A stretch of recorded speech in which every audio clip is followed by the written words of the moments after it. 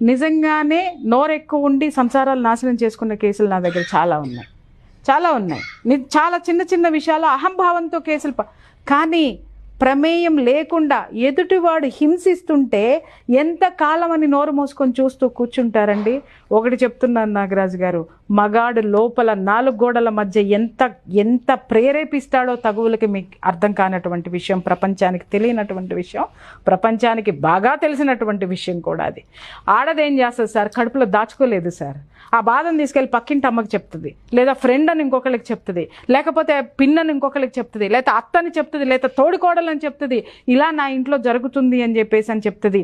ఇవన్నీ చెప్పడంతో ఏమవుతుందో తెలుసా అండి, ఈ అమ్మాయిని అర్థం చేసుకోవడం మానేసి అతనిలో ఉన్న పాజిటివ్ గుణాలన్నిటిని బయటికి తీసుకొస్తారు. ఈ అమ్మాయి ఏం చెబుతుంది, పొద్దున ఇట్లా టిఫిన్ చేశాను అన్నట్టు కింద నేలకేసి కొట్టాడండి, నాకు కోపం వచ్చి అసలు నేను టప అరిచేశానండి అంటది.